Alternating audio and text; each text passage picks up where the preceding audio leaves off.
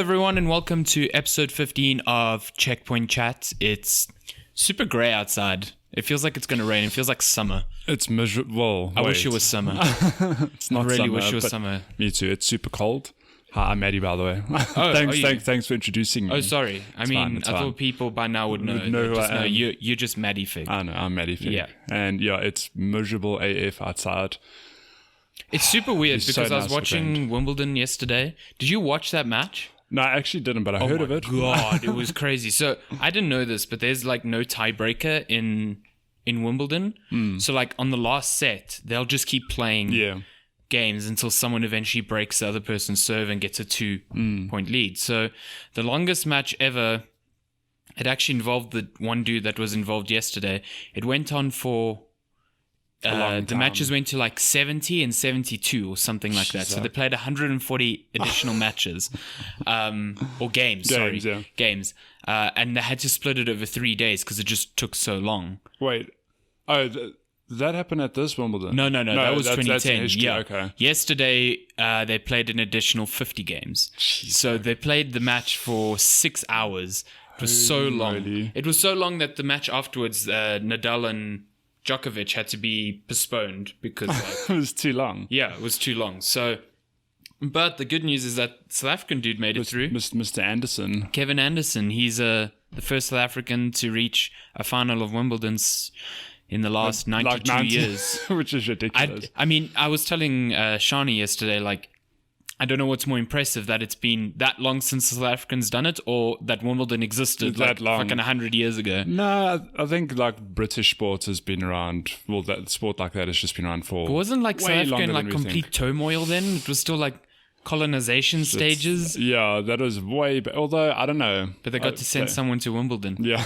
I didn't even know we were represented that long ago. My God, yeah, I don't know. But congrats to Mr. Anderson. Yeah, Hopefully he can Kevin see Anderson? the Matrix. Yeah, that's what I was thinking. I'm like, that's he's cheating, man. Beat Mr. Smith, Mr. Djokovic or Nadal. I don't know who they're playing today. Yeah, I don't know if this is true, but I was scrolling through Facebook this morning. Apparently, the one doubles team that's in the final, one of them is South African as well. Oh, is it? But I don't know why he's not getting like any attention. Like, I get it, we've got a singles person, blah blah blah, but we've got a South African in the doubles final. But okay. Now, don't hold me to that. I don't know if that's fake news. This is just scrolling through Facebook. But my understanding is that we have another South African in the Wimbledon final. He's playing in the doubles. Tennis gives me a lot of hope because like Kevin Anderson's been playing for a long time, but he's now like hitting his peak in his like mid-30s. Yeah. I'm like, shit, okay, I got time. I can peak in my mid-30s. I'm down with that idea. I'm only hitting my peak now, and you just started playing Mario Tennis Aces, man. Yeah, exactly. We're hitting our peaks now. Soon I'm going to be running 21 kilometers in an hour when I'm 50. Oh my gosh. You know, that's my peak. Casual. And you run if you comrades. Peaking in your 20s is so 2010. It's so millennial. Yeah, it's so millennial. No, wait, it's not. The millennial thing to do is wait now. Yeah, exactly. No, the millennial thing to do is to not peak at all. The world must peak around you. Okay, this is true. And you don't get work, and you're responsible for Exactly. You don't need to peak. turmoil. Everyone else needs to peak for around you. you. That's the millennial way. I like being a millennial, by the way. You're not... Wait, are you a millennial? Yeah, so are you. Am I? Oh, no, you're not. I'm not. I'm like not. Generation whatever the hell's Generation Y. I don't know. There's so many weird classifications going around. It's like, I don't know what I am. It's like, it's still... It makes me laugh when outlets or people just assume that millennials are people who are teenagers now. It's like, no, you've missed that generation. The millennials nowadays are in their like late 20s. Like, they're the people you're employing to write these articles about how stupid millennials are. Yeah, and it's like, how fucking idiots. How does this even happen? What are we going to call does the generation after millennials have a name yet? Yeah, I thought the millennial generation was Generation X. I might be wrong. No, it becomes very confusing. Yeah, I'm Generation T-Rex. We should just name them after dinosaurs. Generation Velociraptor. Generation Stegosaurus. No, that's the lazy generation. Wait, isn't that the generation we're heading towards? Generation people Brontosaurus. Don't have to do anything. Brontosaurus Rex. Yeah, just really tall people. who are lazy and only vegetarian. Fuck, we in that generation. That's happening right now. Okay, we nailed it. Nailed it. So this is Checkpoint Chat. I'm going to try to do this rigmarole at the beginning now because we always tend to tell people to like and subscribe at the end. Yeah, like and by subscribe then people now. have turned off because they're like, what is this fucking bullshit? So yeah, you can catch us on every single podcast. So if you're on a road trip and you pick up food. Podcast, yeah, there we go. Podcast platform in the world. We are now on Spotify. Oh, we are on Spotify? Yeah, we're on Spotify. How's that? Gosh, hallelujah. Let me interject here quickly because a colleague of mine yesterday, I'll get to it later, a story relating to this, but he's like, what are you doing on Saturday morning that you can't play Fortnite with us? I'm like, I'm podcasting. He's like, oh, you got a podcast? Is it on Spotify? And it's like, that's literally the only platform we're not on. Yeah, just when I booted up Anchor the other day, it has all the little icons where we're hosted and Spotify was there. So we're on everything now. I was like, oh shit, okay. Yeah, so we're on Google Podcasts, Spotify, Pocket Cast, Overcast, Stitcher, Apple Podcasts. All of the casts. And then Anchor FM. And on Anchor, you can grab an RSS feed and plug it into whatever app you want, which, according to our stat tracking, a lot of you do. Like, I think more than half our audience uses the RSS feed. Yeah. Oh, okay. And the other half mainly uses Apple Podcasts. So don't know what you Android people are doing, but you need to wake up. I think my brother uses, what's the one you have to pay for? Overcast. Yeah, I think Stitcher as well. Stitcher. He's got one of those. He paid for it. I'm like, sucker. But you can catch us on there. If you can, whatever platform you're listening on, leave a review. That would be super helpful because the more reviews you leave or the more 5-star ratings or, 1-star ratings, I'm not telling you what to rate us, the more people we can reach. And the more people we reach, the better the show gets, maybe. I don't know. Maybe more people send him questions. Yeah, and remember, for every 5-star review you leave, I get a warm, fuzzy feeling in my heart. Oh, true. Wait, in my tummy. Both. In your tummy. Okay. Both of them. So, yeah. So give me more of those feelings. Like and subscribe. Nice. Like my podcast, please. So let's get into it. What you've been playing this week. I've been playing a bunch of stuff, but what I have been playing for the last, what feels like a very, very, very long time is Bayonetta. Oh. And I finally finished it last night after much end boss fight and Checkpoint Chat from 2010. Yeah. Nick the brains and be like, oh wow, they're talking about a game from, wait, when did the first Bayonetta is old? It's like 2008. The first Bayonetta came out on like PS3. PS3. I think it was PS3 and Xbox. But here's the funny thing. So whenever I finish a game, if I haven't 2009. Jeez, like that's old. So if I'm playing like I'm gonna call it a retro game. It's not really a retro game, but if I'm playing a game like this, which I don't remember reading reviews of, I'll finish it, then I'll go back and I'll read the reviews. And apparently the PS3 version of this game was like garbage. The Xbox 360 version was the one to get. Sorry to interject here, but October 2009 in Japan and January 2010 in the rest of the world. Okay. So I was close. Close but no cigar. So yeah, really cool game. It was kind of nice on the Switch because I know it took me like, 2 months to finish, whatever, maybe not even 6 weeks, let's call it. But the game works in bite-sized portions. You hop in, do a fight or two, put it away, or in my case, you hop in, do a fight, die, do a fight, die, do a fight, die, put it off, come back tomorrow, get it right first time inexplicably. That's how games work. It's black magic, and I wish I knew how that worked. So, and I finished it last night, and I really, really, really enjoyed it. It's like, I don't know. I know Bayonetta has always been this sort of cult game where a lot of people love it and it gets a lot of praise, but I've never just felt the need to play it ever. I mean, I had a friend of mine who played on PS3. I could have borrowed his copy from him. I just never did. And yeah, I bought Bayonetta 1 and 2 on the Switch now because I'm like, why not?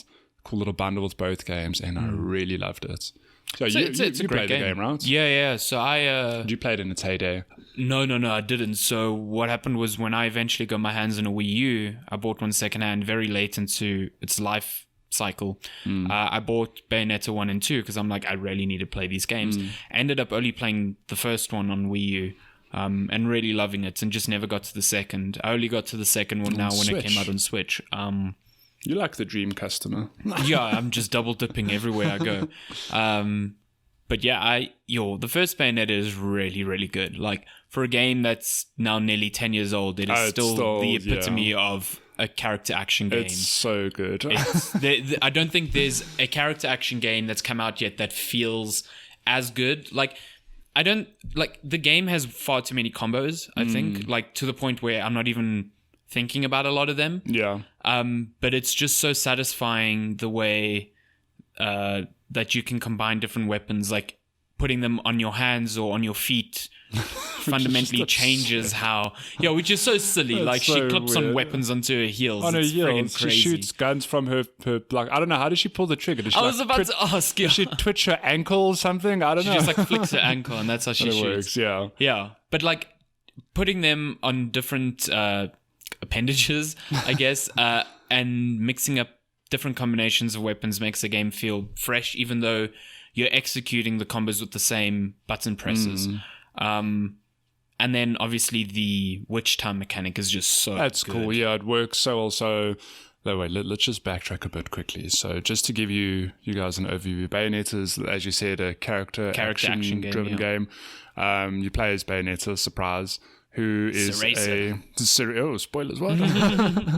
Who's a witch who wakes up with no memory. Well, it's the story is very convoluted. I'm just going to come out and say that following it, I was like, what is going on? So essentially, there's just like witches and angels and hell and sages and hell and heaven, and they kind of have this like agreement to not like fuck around with each other, and then shit goes south. They do. Yeah, and Bayonetta just exists in the real world, and she can obviously see angels and demons, and she kind of like, when she fights them, she goes into an alternate dimension, which is within our dimension. It's fucking convoluted. I don't know. She's spoiler. She's the child of a witch and an Umbra. Sage. And the Sage, so not the Umbra. Umbra is the witch. Umbran witch, yeah. Umbran witch. Yeah. So she's special. Yeah, it's a Romeo and Juliet child story here. Yeah, about angels and demons. But yeah, so she can slip into other dimensions, and yeah. Also, she's just fucking cool. Yeah, I think it's so funny because this is one of those games where right from the beginning, you know that their whole goal was just to go pure style and like over the top, ridiculous stuff. I mean, from the opening cinematic, I spoke about it a few weeks ago. Like, I was watching this game and like, okay, that can't get any more weird. Okay, it's getting more weird. And then the more I play the game, I was like, cool, I think I've peaked. You know, this game's peaked. It can't get stranger than this. Then like literally 5 minutes later, I'm like, okay, I'm doing this now. That's unexpected. And then again and again and again until by the end of the game, like this game is just so out there, but in the best way. Not once was I like, it's too much. I'm like, I know it's meant to be too much, and I really appreciate it for what it is. Yeah, they intentionally put it over the top. Like, you just look at the Italian gangster that's there for like comedic relief. Like, why is he there? Who knows? He serves no purpose to the story. He's just there. He literally appears at the beginning and at the end of the game. Yeah, and I was like, okay, he's just kind of there.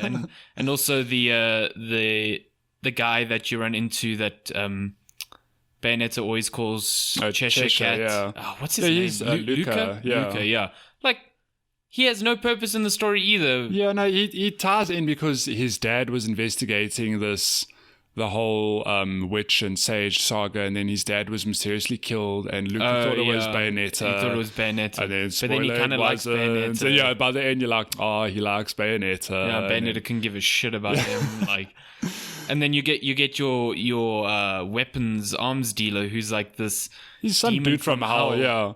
The best thing, I don't know if this is in the first one, but it's definitely in the second one. To get new weapons, you have to find pieces of vinyls. Is that in the first one as well? In the first one, yeah. Yeah. So the vinyls, when constructed together, are like the sounds of angels dying. And this demon guy needs these vinyls because he finds the sounds of angels dying soothing enough that he will listen to it to go into hell and fight like a grotesque demon and rip their weapons from them and give them to you. This is how ridiculous Bayonetta is. Like, this is how it contextualizes its mechanics. If you told me that before I played, I'd be like, that's weird. Now, after playing, I'm like, yeah, that sounds about right. It fits. So strange. Yeah. But just so to go back to what you're saying, like 5 minutes ago before I steered us off into the story, Witch Time. Witch Time, yes. So the combat, it's very simple to learn. I mean, you've literally got a jump, you've got a light attack, a heavy attack. Well, it's like arm and feet attack. Yeah. So arm and feet. But you stitch them together and you can like tap, punch, you'll get a combo. But then you can also tap, punch, leave a delay, punch, and you'll get a whole different combo. Yeah. Now stitch all of these together. It's like punch, delay, kick. And then there's also the fact that you can hold the button after to add something. So yes, that's right. If you, for example, you've got guns on your heels, your feet, whatever, and you say punch, kick, and you hold the kick, it'll end the combo with her firing her weapon. So there's a lot of it's actually ridiculous how you've only have these 2 buttons and there's just so much you can do with them. Yeah. But then Witch Time happens when you dodge, at like the very last moment you enter Witch Time, where time stops for everyone but Bayonetta, and you can get a bit of extra damage in. And it's just when you figure out the combat after, I don't know, an hour or 2, and you start learning how to pull that off, it's very satisfying. Yeah. And it's very needed actually to beat a lot of the enemies, because if you don't, it takes ages, you chip away. I found it's quite lenient sometimes. Yeah, it actually was. Now that I think about it, it's actually very lenient. I mean, I played the game on normal, and I died a lot. But it was one of those things where, there's a lot of enemies. It feels like every 5 minutes you're getting introduced to new enemy type and everything. And then you're fighting them, and you die once or twice, and you just beat them. I don't know if it's because you figure out the patterns, or I think Bayonetta is less about like hardcore difficulty and more about the score attack. Yeah. Like, because you can get past the combat scenarios pretty easily by mashing out the same combos. But like, if you're chasing those platinum trophies, because like every combat scenario is scored. Yeah. And then at the end of the level, each of those scenarios gets added up into like an overall level score. I scored terribly. Yeah, so I think it goes stone, which is the worst, and then bronze, silver, gold, platinum. And there's pure platinum as well. There's pure platinum. What's pure platinum? I think that's like the perfect. You did it quickly and you took no damage. I've never seen pure platinum. I had like 1 or 2, but that was fluke. Because I know platinum you can only get by like finishing off the combat in style and not taking any damage. I think maybe speed counts or something as well. My God, okay. I had no idea pure platinum I'm going to come out and say that the Stone Award and I were very good friends. Yeah, and it's the Italian guy. Yeah, it's the Italian guy. But yeah, that's basically, like, that's what I think Bayonetta is going for, is that score attack. And like Devil May Cry does the same thing as well. It's not about like, oh, this combat scenario is really hard, we're not going to let you get past it type of thing. But they do have those combat puzzles every now and then for some upgrades that like really test your ability to understand its combat. Like they'll give you enemies where you have to like string together a single combo and kill everyone or not take any damage. Yeah. Well, maybe this is the second one. No, that actually rings a bell, and I'm trying to think. Because the second one had a lot of those. Is that from this game, or am I confusing it with God of War? It feels like I have done something in Bayonetta, but it's like, do this in a certain amount of time, or kill. No, it isn't Bayonetta, and I just can't remember where it is or how do you get to it. There is some part of the game which is all about that. There's some interesting ones, at least in number 2, where like you'll have a scenario where it's like, you need to defeat all these enemies without touching the ground. And that's like, it really tests how you string together aerial abilities and stuff like that. And it's really challenging, but that's where the challenge is. It's not in like normal combat scenarios. But yeah, like you said, like they pull out a lot of depth from a very limited key set, but I think that's because of their variety of weapons and the way you can mix and match weapon combinations. String a whole lot of and you can together. Duplicate weapons as well, so you can have like my favorites, I think, in the first one were like the glaives, those knives that you get, and then I always had the guns, I think, at one point. Yeah, I had the guns. My favorite one I used for the majority of the game. Well, at the moment I got it was there's a sword you get. Yeah, that's what I'm thinking of. Yeah. Oh, is that what you're thinking of? Yeah, because it's like a bit long range as well. Like, that's what I used that, and then on her feet, I think I must have just had pistols I had shotguns. Because of course. Shotguns, yes. Because, of course, shotguns on ankles, like, that makes sense. Wasn't there a whip weapon as well? I'm sure there must have been. I think I used that. I actually want to go look up what weapons are available, because I doubt I unlocked all of them, nor made a dent in however many are available. There's some really cool costumes. I think this is exclusive to 2 though, which on the Switch version, like you can get Bayonetta to dress up as Link or Samus. That's in the first one. Is that in the first one? Here's the sad thing. I finished the game yesterday. I only figured out how to do that right at the end. Oh. So I'm like, I could have played as flipping Peach or Samus. I know the Samus one is really cool because when you do your sprint ability, normally Bayonetta turns into a puma to run. But when you Samus, it turns into the ball. Maybe, it's different for each game because in Bayonetta 1, her weapon becomes Samus's, like the whatever they call it, the power cannon or whatever. Yeah.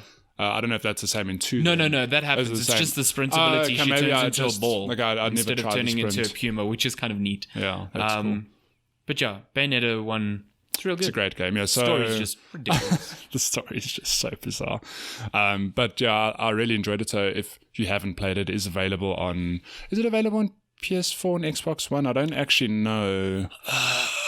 I somehow doubt it is. It's on PC. It's on PC. The first one's on PC. Yeah. The second one is a Nintendo exclusive. So Bayonetta 3 is coming to Switch sometime. God, can't wait. I really can't wait to see how that game's evolved, just like visually and mechanically. Like was Bayonetta 2 like 2014? Yeah, around about there. Yeah, and it was like, it's been a bit of. It was after a long stint where it looked like it wasn't going to get made, and then Nintendo funded it. Yeah, and people still get real mad that happened. But like, hey, if Nintendo didn't do that, we wouldn't have Bayonetta 2. Yeah, but Bayonetta, like, I'd be shocked if I'd played Bayonetta 1. Like, I played it now, but if I'd played it in 2010, whenever it came out, I would have thought this game's really good. It deserves a sequel. Honestly. Bayonetta 2 is like perfect. Oh, really? Bayonetta 2 is like one of the most perfect sequels ever created. It's man. Like, don't say that. It's phenomenal. It's like for me, a really, really close, like 10 out of 10. Sure. Game. That's awesome. It's phenomenal. Yeah. Because I finished the first one and I'm dying to dive into the second one. I'm like, no. I'm not going to fatigue. Let me just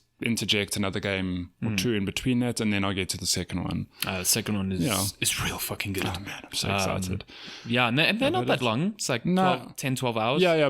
My playthrough was 12 hours. But there's the thing with Bayonetta, it's the sort of game where you should replay it because if you want to get better scores and unlock everything. But I'm like, I really did enjoy it, but I'm not going to replay it not for a long time. That's my thing. Like, I've never played like a Devil May Cry style game again just for score attack. If I play it again, it's because I just want to play it again. But I know it has that ability, like, just grinding out the levels again for a higher score. So yeah.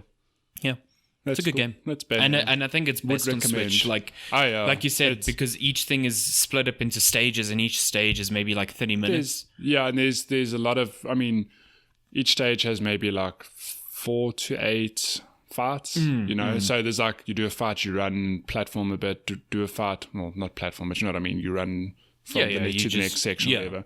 And the fights are generally quite quick, like 5-10 minutes, depending on how many times you die. But I think it does work well on the Switch. No, I think it works extremely well on the Switch. It's a great game there. Yeah. So play it if you haven't. Play Bayonetta. And it's pretty cheap, I think, for both. I think they're like 400 each or something. Yeah, or you can get both. I think paid about like 700. It's about 700 for both of them, which I can tell you now, after playing the first one, it's so worth it. Like, I know it's a lot to cough up. Well, a lot. I mean, it's a cost of a new game. It's really not that much. But it's such a deal for really two phenomenal phenomenal games. Yeah. So that's Bayonetta. Cool. What have you been playing? So I can finally kind of talk about the game that I've been reviewing for GameSpot. The review isn't up, but the embargo's up, so... Mega Man. Yeah, so the game's called 20XX. It's basically a procedurally generated Mega Man X-expired game. So Mega Man X, Mega Man 10, it introduced mechanics like wall jumping and... the kind of like color palette that it had, and you had two characters. You had X and Zero. X had his shooty arm, Max Shooter, and Zero had like a melee sword thing. So that's replicated exactly here. The character's called, Nina and something else. I don't know, but it's who names their child something else? It's the same type of thing. One of them shoots, one of them swipes. Yeah. One of them shoot, one of them snack. I don't know. So basically, 20XX differs from Mega Man, where you don't have like a world map where you choose which bosses to go and fight, and each of the levels isn't handmade. What they instead do is take like blocks of sections of levels and then procedurally like mix them up. Okay. So you'll often in a stage like come across a section which you find very familiar because it's the same one. They're not building each level brick by brick. They're just wholesale taking pieces and they like just stitch them together. them up. Okay. And for the most part, it kind of works. What's neat is that you're essentially playing a Mega Man game that doesn't end because you have levels that are always different and always surprising. And there's loads of secrets to find in the levels, like each of your procedural runs, because it's like a roguelike. Once you die, you die.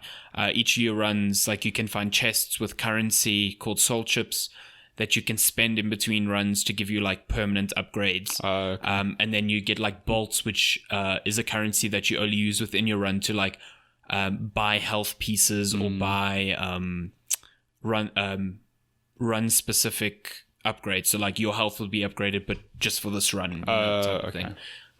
You also find different weapons, like instead of a single shot, you'll have a tri-shot or a cardinal direction shot, or your blade will have a bigger range or swipe in a radial direction instead of just forward. Stuff like that.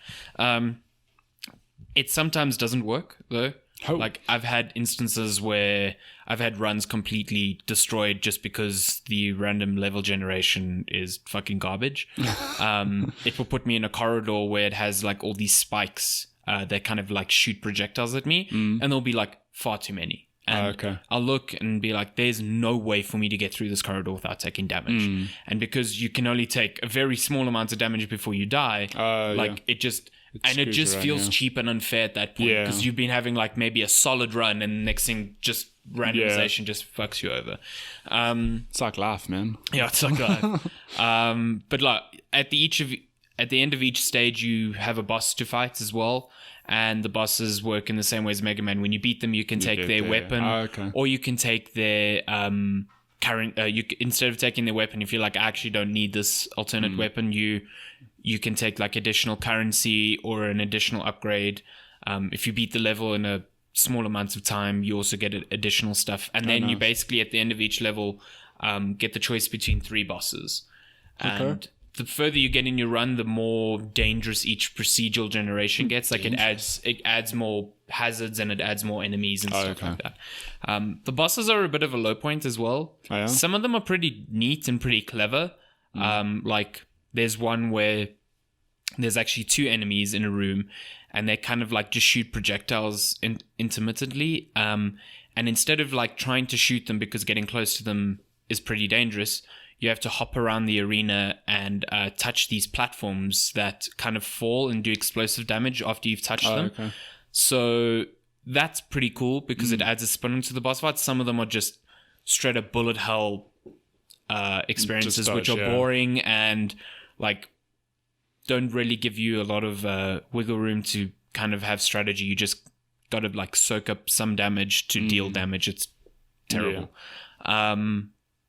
But yeah, it's neat. It's cool on Switch because you can just... A run will maybe last you like half an hour to an hour. And you always feel like you're making progress because you're always getting these soul chips. And then there's neat things like daily challenges and weekly challenges for leaderboards and stuff. There's a boss rush mode where you can just play the bosses and kind of practice. There's also co-op, which is cool. Each person takes one of the characters and you play co-op, which is pretty neat. Can you play on the same screen? No, it's only online. It's only online. And yeah, it's good. Like, it's a good game. If you've been itching for a Mega Man game, this isn't like another Mighty Number 9. It's got Do not speak its name. It's got the elements of Mega Man X that are great, like wall running and dashing, and the movement of the characters just feels so good. So it nails that Mega Man feel. It's just like, you immediately see why Mega Man is so revered for its level design, because those levels are near perfect. And when you try and do that on a randomization platform, it doesn't work as yeah. well. Sometimes it does, and when it does, you're like, holy fuck, this is great. But when it doesn't, you're like, fuck this game. Yeah, I just wasted half an hour and I got wrecked by like a 2-minute corridor. Oh. Yeah.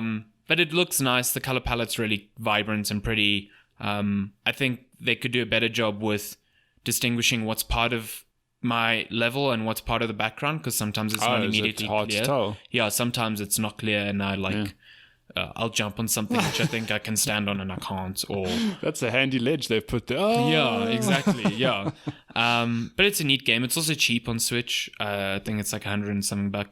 So if you're itching for a Mega Man games title, are so cheap, man. Well, yeah, some games are so cheap. They're really good. Like, it's fine. I was super warm on it when I started it, and then when I started to peel back some of the issues with it, I was like, I don't actually want to play this as much anymore. That's cool. So it's a fan out of 10 for you. Yeah, it's a fan out of 10. It's like I think for GameSpot I gave it 7. Oh, nice. Yeah, that's true. It's just still like there's nothing wrong with a 7 out of 10. Nothing wrong, and for the price, like again, if you need something to tide you over until Mega Man 11 in October, like this will probably be a good substitute. Even if it's infuriating at times. Yeah. Did you ever throw your Switch? No. Feel the urge to throw your Switch? I felt the urge sometimes. I was just like, fuck, man, this is so dumb. Like, so cheap, and some of the bosses are so cheap, and when it ends a run there's a lot of themes going on. So the game's cheap, the game is cheap, and the bosses are cheap sometimes. One of the bosses is a bird, so cheap. Oh, wow. Nailed it.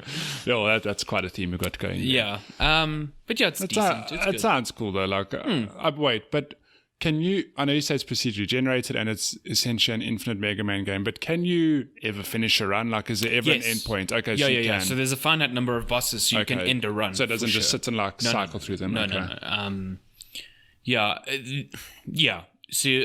you can finish a run. It gets really difficult at times, especially if you don't do the boss rush mode and you get to a brand new boss and don't know how they work. But there's definitely an end, and it can feel really intense when you get to like the last stages, because I think there's 9 bosses, if I'm not mistaken. Okay. It can feel really intense when you get there. There's also additional characters to unlock. Oh, yeah. They don't stray too far from the 2 core ones, but there's some variation. It's variation, yeah. That's cool. So and then, that's neat. So if you say run lasts 30 minutes an hour, what? To get to a boss, it's like 5 to 8 minutes? Yeah, each stage is around, I think you have a time of like 5 minutes or so to try and beat. If you want those extra bonuses then. Yes. Okay. So if you're going to beat the whole 9 boss run, you'll be looking at about an hour and a bit for if you're really good. If you're really good, like if you're beating every level underneath a time limit, which is not always easy. Yeah. Because it's like a weird trade-off. It's like, do you explore the level more to get more weapons and more currency, or do you try push for the time limit and get a bonus at the end? And it's really hard to do both. Yeah. So it's a story game. You've got to make all these choices, Yeah, there's lots of choices. lots of so it's made by Telltale, basically. Yeah, essentially. Who knew? The Walking Dead 20XX. Procedurally generated Mega Man zombies. Walking Dead game. Nice. I'd play that. Yeah. So that's 20... 20, yeah. cheap. I don't know if it's like 20, because X in Roman numerals is 100, isn't it? Or is it 10? 10. 20, 10, so 10. It's 2010. No, it's 2020 then.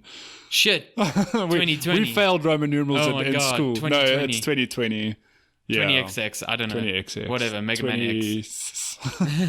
Whatever the hell it is. Anything else you've been playing? Because I honestly, that's all you've been playing. Yeah, I've been very busy this week. Let me tell you about my night last night. Hang on, let me timestamp this first, so you don't have to hate me later when you're busy putting this episode out. So let me write. It's 33 minutes. 34, 19. 34. Okay. Oh no! Wait, because we had some pre. Who's keeping the time? Yes, you're keeping the time. Stay in your lane. Stay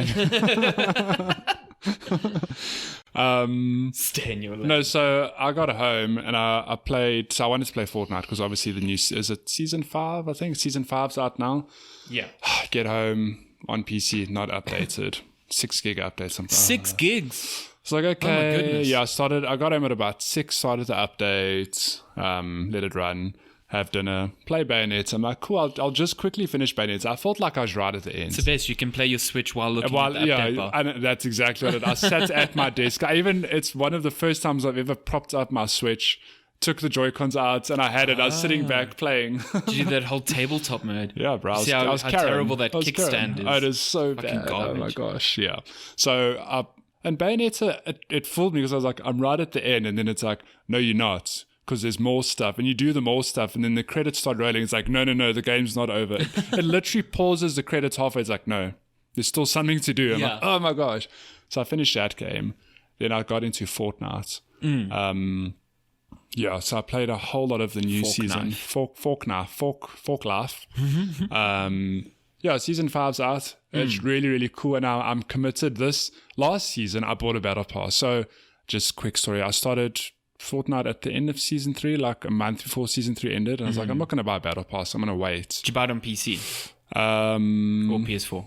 I think I bought it. No, this season, I mean. Oh, no, this season was on PS4. Okay, cool. I should have given my money to PC just to show PlayStation like keep your money. I don't need your money. Man, bullshit. Yeah, so bullshit. But yeah.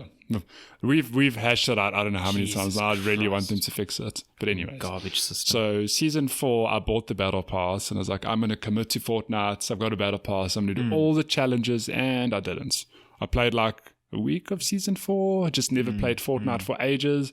Then right at the end of season 4 I came back. I didn't like the theme of season 4 much. Didn't you not like the superhero theme? No. I thought the skins would look better. I enjoyed it. Yeah. But then the last 2 weeks, that's when all the challenges are unlocked, so it was a lot easier to grind. And I actually reached like level 50 or 55, so I still ended up getting quite a lot of stuff. Okay, because it goes up to 100, hey? Yeah, to 100. And then after 100, if you want, you can like level up the final skin with extra goodies and stuff. Oh, okay. Yeah. Okay. So like this season, for example, the end game skin, you like I think it's called Ragnarok, and you look like God of War, like yeah, Kratos, but you look like Kratos from like God of War 1. Yeah, essentially bald with a beard, and then as you level up, you start getting these extra little cosmetic bits, and by the end you look that's how you get the because I saw on the banner there's like this weird like helmet you can get, and yeah, so okay, so that's how you get that. Yeah. Okay, cool. So where was I going with this? And you get a pickaxe that's like an axe, isn't it, as well? Or something, yeah. So by the point is, by the end of it, you look like Thor, basically. Sweet. Yeah, so it's a spoiler for the next God of War. You create next God of War set in Fortnite. Exactly. Boy. Yeah, spoiler. Crossover happening right there. Every time you kill someone, boy. They have to have an emote for that. But yeah, then season 5 started, and I was like, no. This time I'm definitely committing properly. And last night I actually finished the first week of challenges. So I was very chuffed. Oh yeah, I saw you sent a photo to a super group chuffed. I'm like, yay, look at me. That's pretty good. I've just got to keep it going until like so what level are you on your battle pass now? I don't know. Like must be 10, like 11, 10 already. 12. Yeah. Jesus.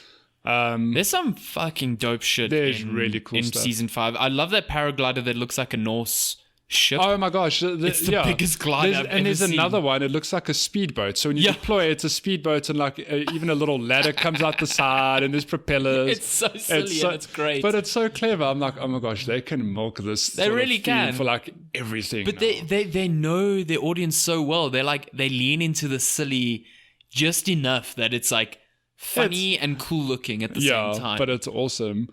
There's also cool, like really cool trails as well.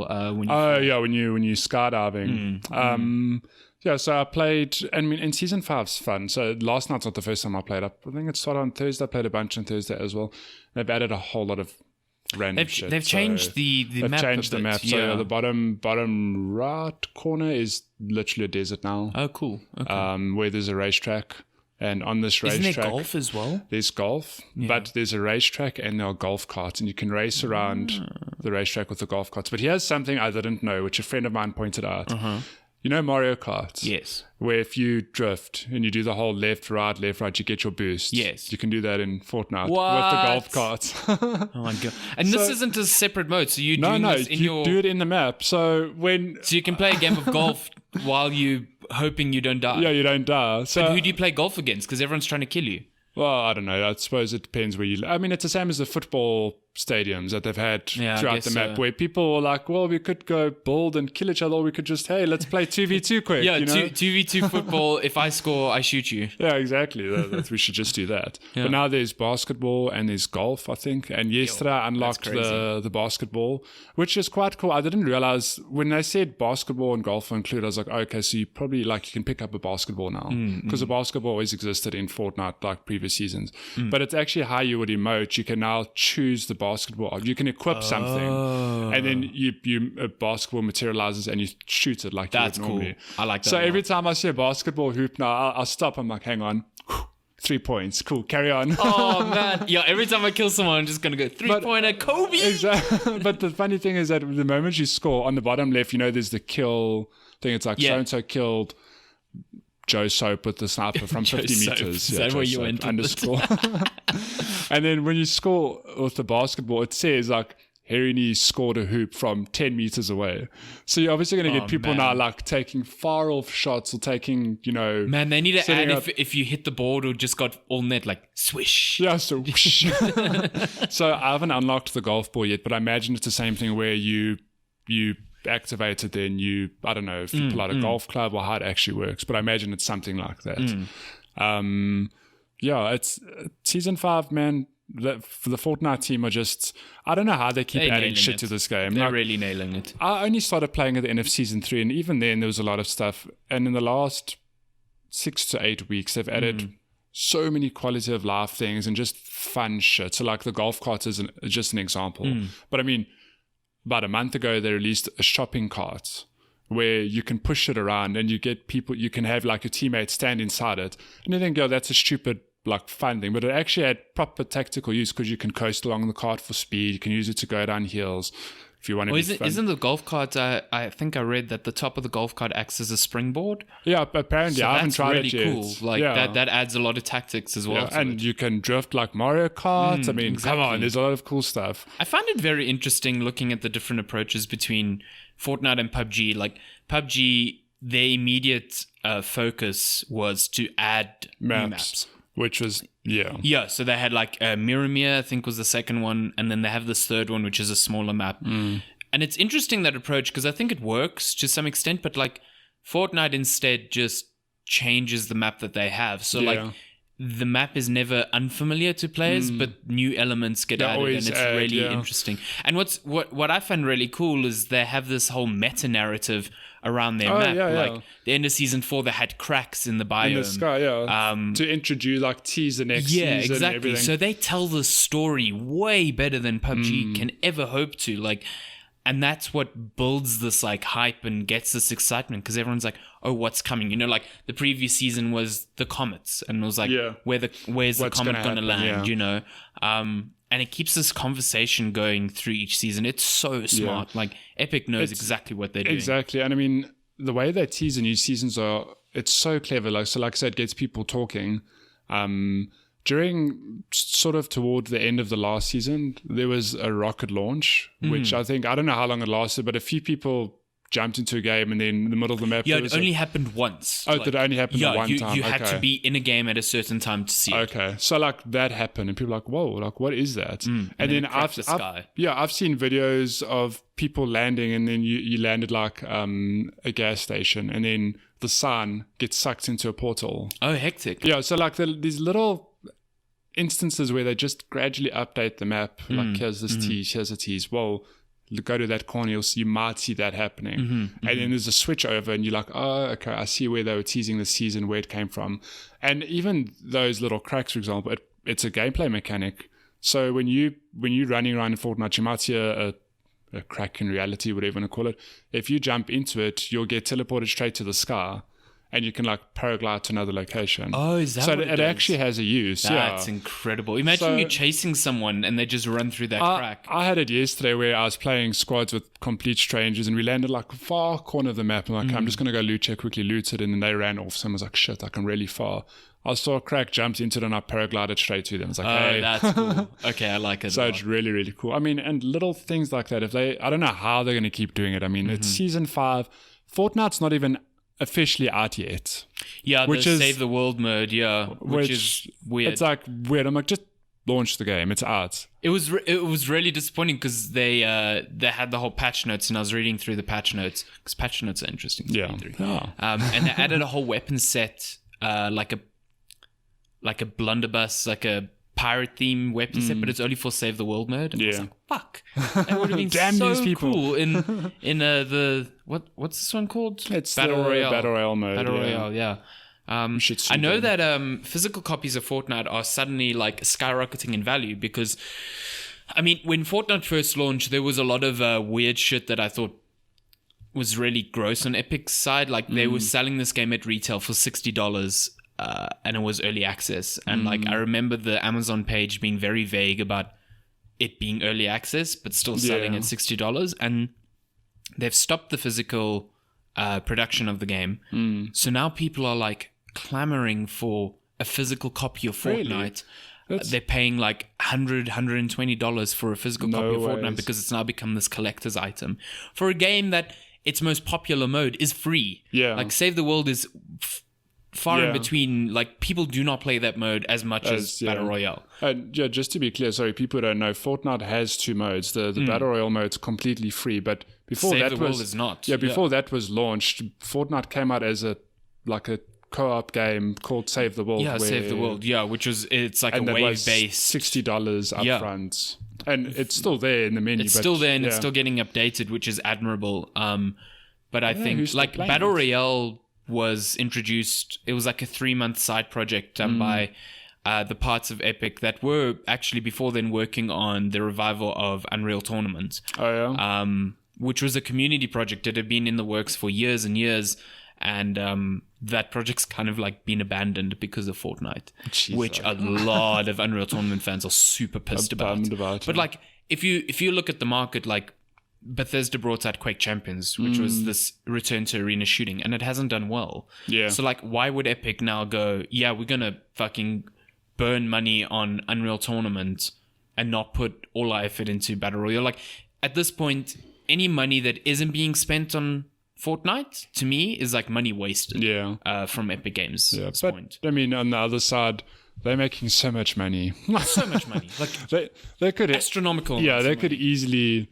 I mean, okay, look, I'm saying this as an outsider who doesn't know the internal workings, but I imagine they've got some money to play with now, given that they're working and they're doing cosmetics and stuff, but yes, they're making hundreds of millions of dollars. I'd love to know what size team they have working on that, because they're adding content to the game, but it's not like they're working on entire new maps. No, they're tweaking, and I mean, it is admirable. They're making like some sweeping changes in some sections, but it's not like a brand new map or... I guess they have a lot of people... I mean, Fortnite is applauded for its community engagement and the speed at which it introduces changes. So, and that takes a lot of manpower to have like a pipeline where the community's talking, community managers are going, these are problems that are being identified, and then developers are implementing changes very quickly. So that's not an insignificant feat. No. I'm just interested to see if Epic, at least for the foreseeable future, ever develops something new.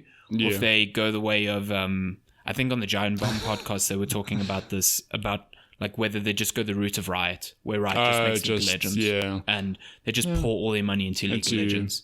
Yeah, because I was going to say, like, surely you would spin off and make another project, but that's a good example. Riot, I don't want to say they just do League of Legends, because League of Legends they give a lot of love and attention to. But you imagine they're also making a lot of money.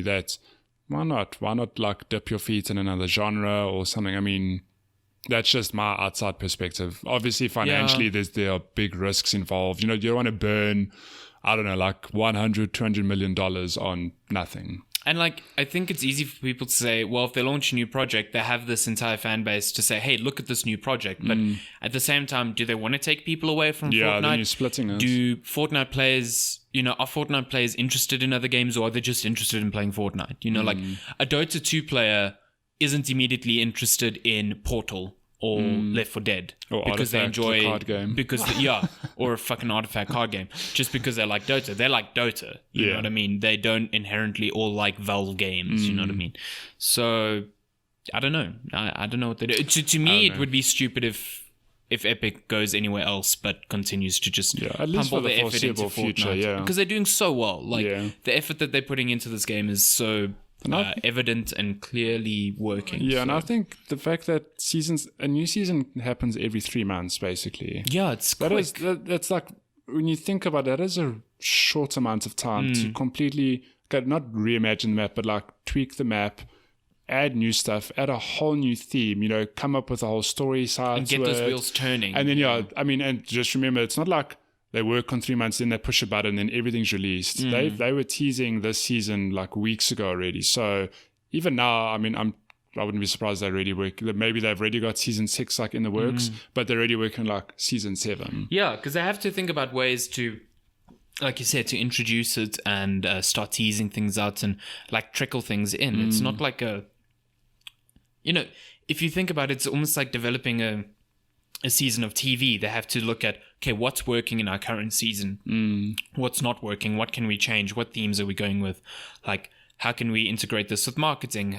We got to start developing these assets. Like, in 3 months, evaporates. It's really short to turn that amount of content down. Like, I think you can ask anyone at Bungie and them having to churn out DLC for Destiny.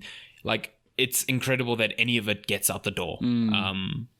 So, yeah, kudos to Epic and Fortnite for managing that. Man, and PUBG, what are the PUBG numbers like these days? It's very weird because, like, if you had to just take public opinion into account, you'd think that PUBG's dead. It's dead. No, but it's not at all. PUBG's still, like, the number one played game on Steam. Yeah. So, like, that game's nowhere near dead, but it's just, like, the public opinion of it is like, it's not as good. Yeah. And I think a lot of that has to do with the setting that they chose. Like, there's very little leeway where they can get silly and interesting, whereas Fortnite can, like you said, their new character is Kratos, essentially.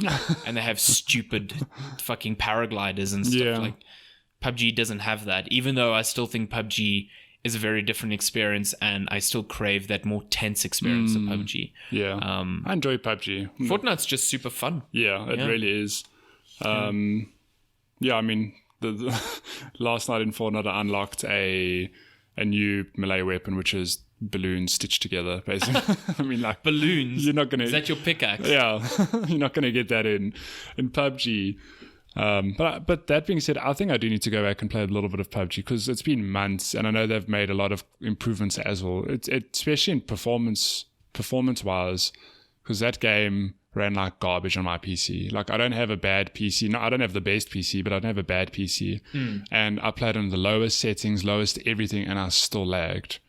It's the performance of the game, and I think that's what they said that they were addressing, like, in the immediate future. That's what they were going to look at more. So if you've never played Fortnite, Season 5 is out now. It's probably the best, and it's free to play, so why not? But I think that the start of a season is probably the best time to play because the map's changed a little bit. There's a whole lot of new stuff. People are still finding their feet.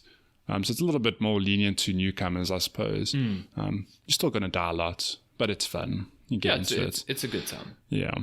Hey, should we jump over to... coming out? Is there anything coming out?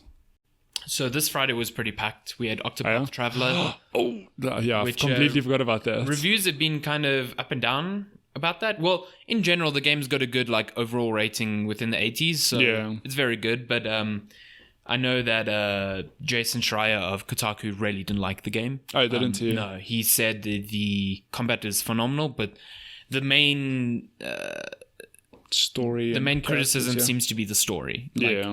Some people say, the ways that the 8 individual stories don't interact with each other is fine, and others find it really annoying. That it's 8 individual stories and they kind of ignore what's happening with the other stories, which to me seems a bit weird. But apparently the combat is phenomenal. Really, really good. It reminds me of Persona, each enemy has an affinity or a weakness to a certain type of attack.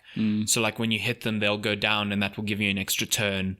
That's exactly how Persona works. And apparently Bravely Default, which is very similar, and the devs of Bravely Default worked Big on this. Surprise there. So, but I like that the each character has a sort of job. and their they jobs specialize in something. Their jobs impact how combat works as well. Like I think the medic can craft health potions within combat, which is super useful. Stuff like that. But even outside of combat, they all have their uses. I mean, I can't remember. No examples come to mind. But like, if you're exploring an area, you might not be able to do something because you don't have that person in your party. Yes, it's something to do with that. Yeah. And also progression is stifled by what the level at which your individual characters are. So like chapter 2 of a certain person's story might say recommended level 20, and you're like, well, I just finished chapter 1 with them and I'm level 10. So you have to go grind out levels or play as other characters with this other character in your party. Just to get up and then... Yeah. Okay. So that's the sort of format. Like I said, it's been getting decent reviews. Yeah.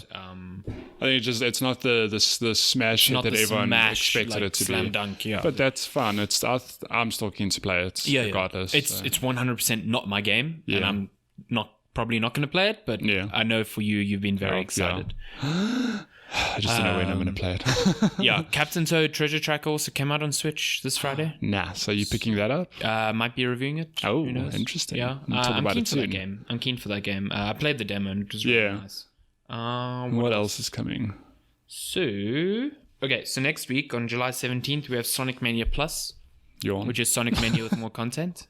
Why are there so many Sonic Mania is so good though. Oh my god. Sonic Mania is the one that was essentially made by fans that Sega like bankrolled. Wasn't that okay? Which was the good Sonic game that came out last year? Sonic Mania. Oh, is that Sonic Mania? Yeah. So what is this just launching on other platforms or is it a sequel? No, this is just launching on the same platforms with additional content. Okay. Yeah. So and Sonic Mania is I was like, another Sonic game? Oh my gosh. Yeah. Okay, so it's basically... I'm down for more Sonic Mania. I really enjoyed it. Nice. Coming out on Switch this week is Hand of Fate 2. I think that's like a card-based game. Yeah. Well, it sounds like it. Yeah, Hand of Fate.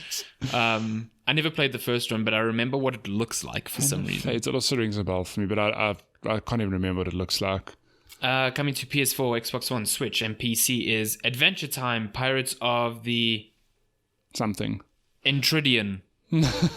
I've never watched Adventure Time. I don't know if that's a thing. I know. That's probably a sin. People are going to frown upon it. I don't know. Man, I just have...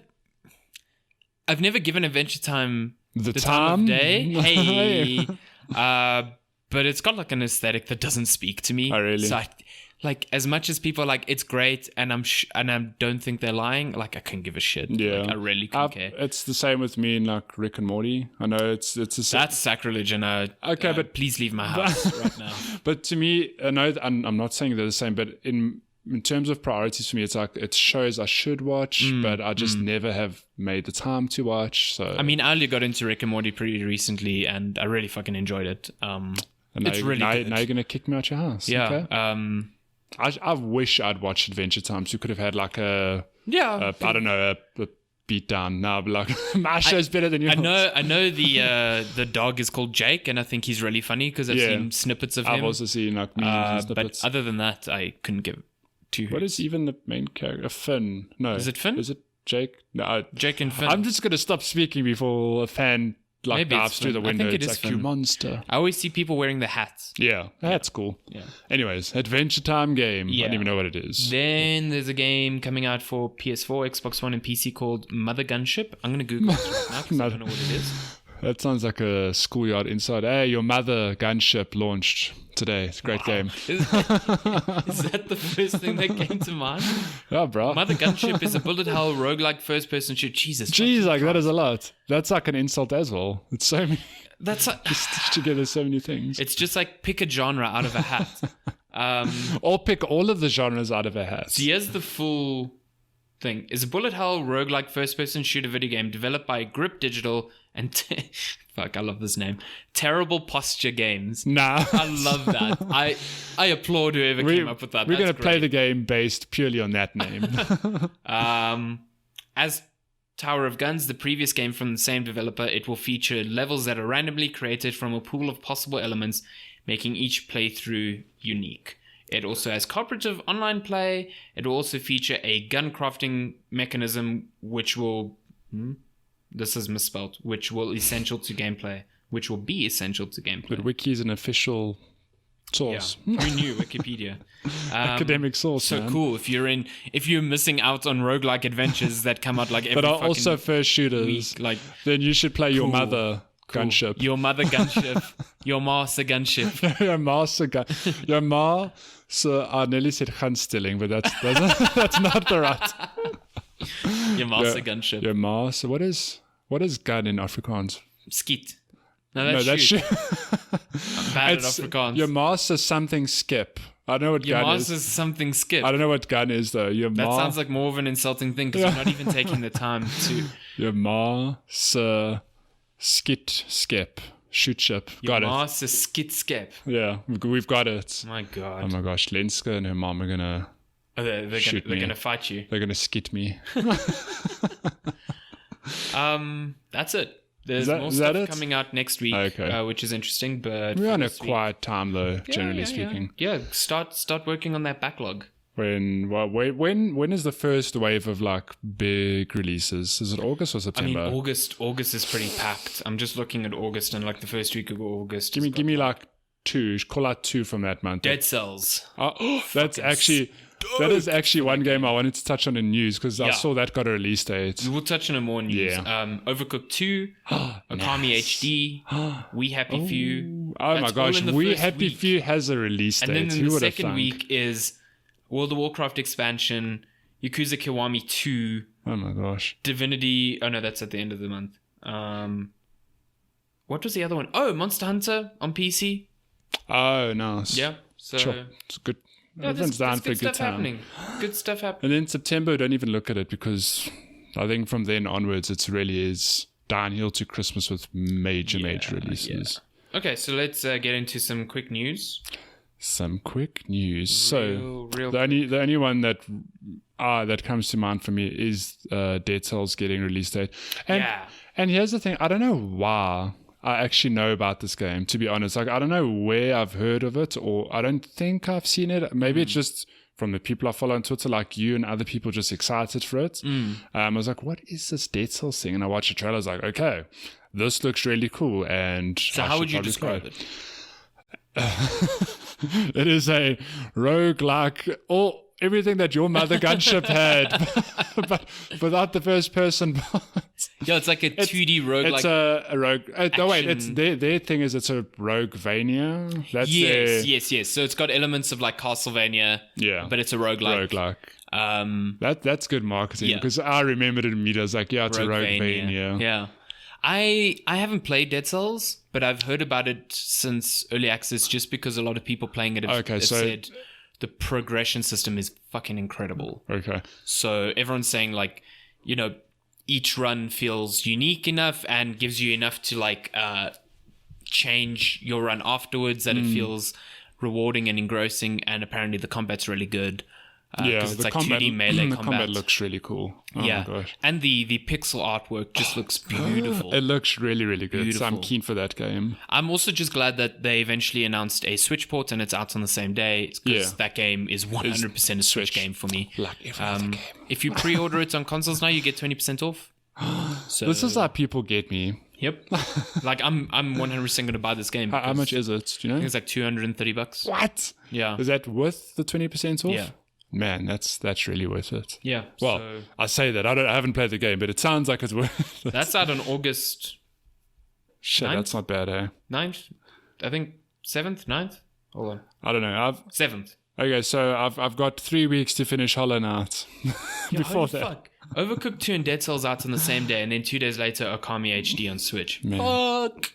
Overcooked 2 when you want to ruin friendships and relationships. Overcooked. I mean, I played Overcooked 2 at E3, and it's just like, it's more Overcooked, yeah? But that's not more a bad recipes. Thing. Yeah. Oh. Yeah, fucking love Overcooked, man. More room for people to screw up and end. Yeah, exactly. End all the relationships. Other news: Code Vein, anime Dark Souls. Anime.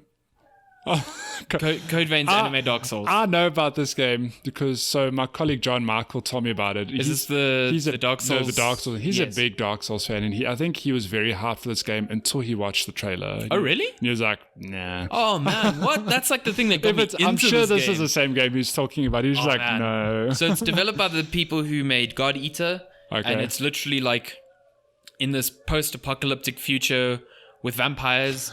Yes, very robotic-looking vampires, and instead of souls, you're gaining blood. But it's very Dark Souls inspired, like slow combat, twisting levels. Like it was pitched as a Dark Souls like, you know what I mean?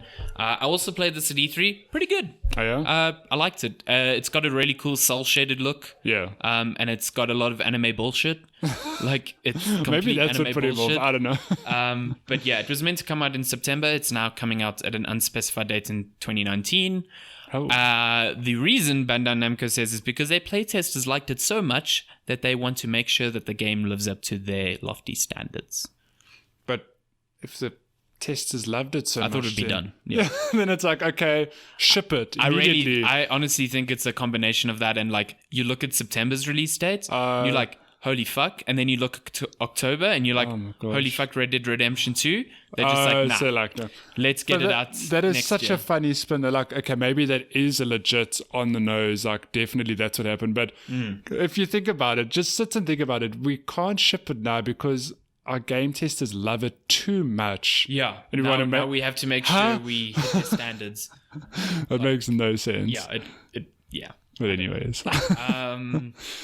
Let's Go Pikachu and Eevee got some new news. There's going to be exclusive Pokemon to each version. Obviously. I'm shocked. So if you pick up Let's Go Pikachu, not only will you get Pikachu as a companion Pokemon. What? You will have exclusive versions of Oddish, Sandshrew, and Growlithe. Now, it's first gen Pokemon only? Yes. Hey? Okay. Now, this doesn't mean you can't get the Pokemon in the game because you can always trade. Yeah. But it means these Pokemon won't appear in the wild for you to catch. If you choose Let's Go Eevee, you'll get Bellsprout, Vulpix, and Meowth. And obviously this... Meowth? Yeah, this includes all of their evolutions. So right now, I mean, okay, when this game got announced, I was like, how the fuck can anyone choose Eevee over Pikachu? Like... But now I'm looking at Eevee's exclusive Pokemon, and not only do they have Meowth, but they have Vulpix, which you can evolve into fucking Ninetales. Oh, man. Have you seen how majestic Ninetales is? Dude, they have made Meowth. Ninetales. I mean, Bellsprout can evolve into Weeping Bell, and fuck that. And it's then you just, cry. It's just a tulip that floats in It's the air. just a tulip. It's a fucking tulip. Florists around the world just cried in anguish, saying, he called it just a tulip. And also, I think Growlithe is fucking lame. Like Growlithe is literally a dog, which is nothing wrong with dogs. Nothing wrong with dogs. dogs. Literally a dog. But Growlithe is lame. Also, Oddish is a vegetable.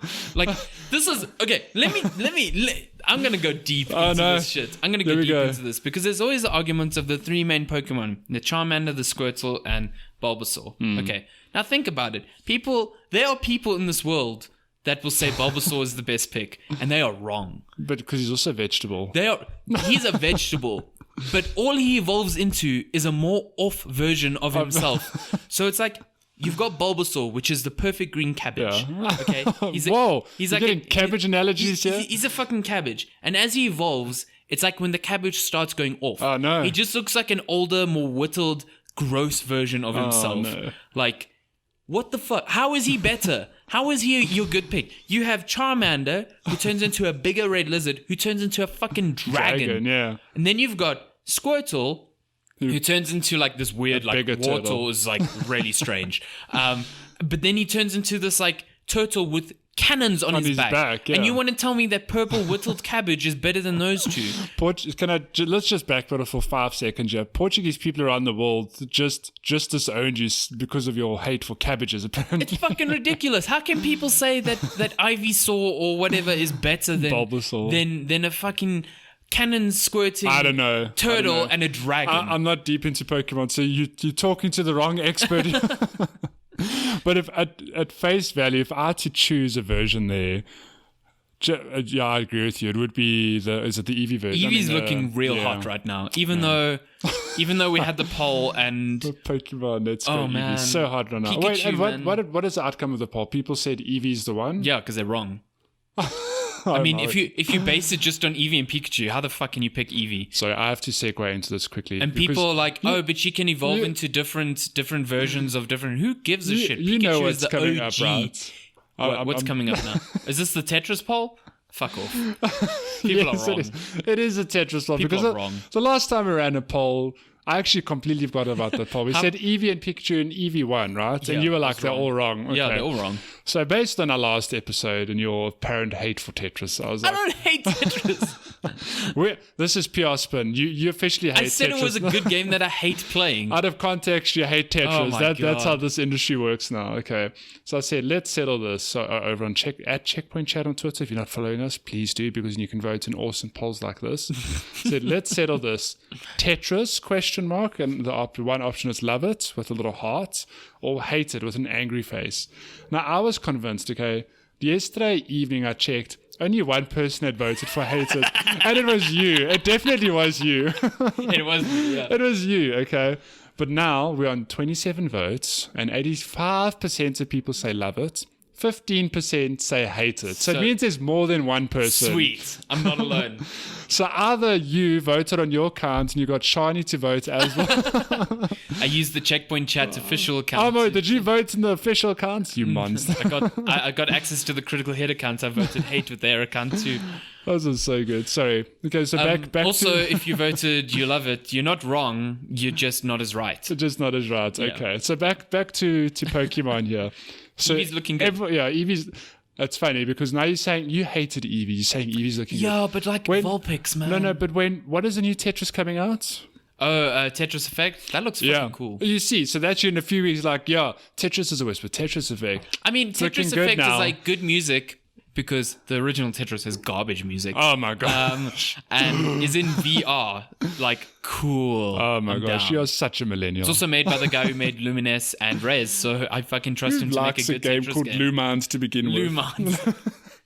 Moving on. Yeah, that is, we steered off there, but that's fine. Back to gaming news. Fucking hell. Monster Hunter is coming out on PC on the 9th of August. Get hyped. Lumines. I think I might Monster double dip Hunter. on that because Oh my I gosh. bought it on PS4 when no one else was playing on PS4 anymore. I just want to reiterate, you're the perfect customer for these. I told these Mike publishers. Bissell the other day, I tweeted at him, it was a while ago actually, because he was talking about bringing Volume to new platforms. And I was like, I bought Volume at launch and I still haven't played it. And he replied, he's like, you're the best customer. Because like I never complained about the game because I've never played it and Yeah. I've given him money. You're just giving him all your cash monies. But yeah, that's coming out soon, and I'm keen to give that a go on PC because Nice. I know a lot of people have been waiting to play on PC. Will there be cross Friend of the show, Dan Mendelowitz, who I used to work with, has been waiting since January for this game. God damn, that's a long time to and wait. he is a massive Monster Hunter fan. Can we just appreciate that we're in July already? Holy Because fuck. it feels like a week ago that everyone was like, yo, Monster Hunter's really so great, you know? And then it's like, no, that was 6 months ago. I now. know, and I mean, people are still playing it. They're still updating the game with Yeah. new events, and yeah. Man. Darksiders 3 also got a release date. Hooray, that Funnily actually looks enough, cool. Coming out in November, which I found super strange. Okay, as a test of the friendship, have you played Darksiders 1 and 2? I love 1. I don't like 2. Because you won't hate me if I say I haven't played either of them. No. Okay, we're still good. I think 1 is great. I think 2, like there's a lot of people love 2. I think it's not good because they lean more into like an open world RPG vibe. Okay. I just think it's bad and boring. Oh, man. So, but 1 is fucking Would awesome. you put Darksiders 2 in the same bracket as Tetris? Yes. Also, I played I'm never gonna Darksiders let 1 this before go. I'd ever played a Zelda, and everyone's like, Oh "Hey, my this gosh. is like a Zelda game." I was like, "What does that mean?" What does it even mean, 100% a Zelda game. It's Oh, like man, you've except- got 4 dungeons. You need to complete each 4 dungeons to get an item, and then you can take on the main dungeon. Oh, the primary dungeon. Yeah. Dark, Darksiders 3 is coming out. Ooh, why can't I find a you're date just here? looking at all the collector's editions there. Are you buying... 27th of November. There we Okay. go. It stars Fury, which is one of the other 4 horsemen of the apocalypse, and she's a woman. She's angry. She's a sibling to Warren Death, Ooh. and her main weapon is like a whip. Yeah, looks good. Can we call this episode that? I don't know how you spell that, so don't even try. Idea. There's also a bunch of collector's edition. There's a standard edition, a deluxe edition, which comes with 24-hour early access to the game. Fuck, I hate when they do that shit. Wait, but please read the next edition name with clarity. Darksiders 3 Blades and Whip edition. Oh, that's the edition to buy. $90. Otherwise, it's the 50 Shades of Grey edition as well. Wait, what does this mean? Pre-ordering this edition grants you 24-hour early access to the game and a 10% discount. 10% discount on what? Wait, you can play the game a whole day before? And take my money. Blades and Whip edition is the one I'm buying. This edition also comes with the remastered versions of Darksiders and Darksiders 2. Oh, that's cool. Cool. Then there's the Darksiders 3 Collector's Edition. Holy man. Which gives you a Fury figurine, 30 centimeters tall, steelbook, artbook, soundtrack, exclusive Fury DLC. Then there's the big one. This is the end of the world one. $400. Jesus. Apocalypse Edition. It comes with figurines. 4 figurines. No, can't be. Oh yeah, no, 4 figurines of Fury, Vulgrim, War, and Death. The Death figurine looks fucking dope. It comes with a heavyweight amulet. Wow. It comes with a fabric wall scroll, which is 100 centimeters long. Jesus. Steelbook, artbook, soundtrack, DLC. That's $400. Do they call it the Apocalypse Edition because it's the end of your wallet? It's more expensive than the console you're playing it on. Yeah, bro, but 4 figurines. 4 figurines and an amulet. What does the amulet do? Is it the amulet from Doctor Strange? You can wear that and be dope. And do some Doctor Strange cosplay. Yeah, just run around. Have you seen that South Korean Doctor Strange? Yes. So funny. It's the best thing in the world. 10 out of 10. So yeah, that's coming. That's Darksiders. Like I love the figurines. Like I wish I could buy the War figurines separately, but I'm not paying $400. Yeah, that's a lot of cash money. That's a lot of money. I didn't even realize. Like I know Darksiders has been received generally well, but has it been received well enough that a Darksiders 3 is, prompted? I'm excited that there's a Darksiders 3.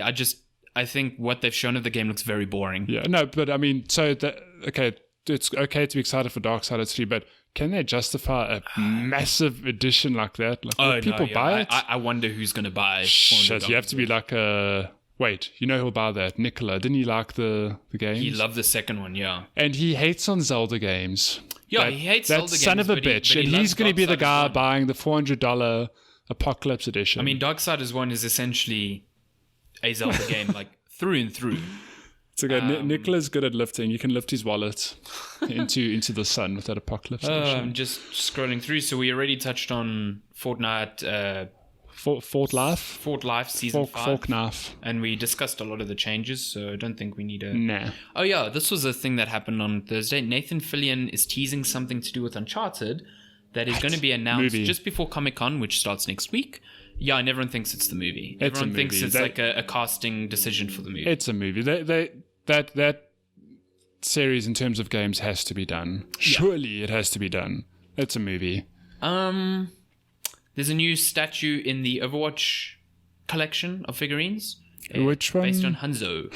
I did see that. $175 Hanzo. Ooh.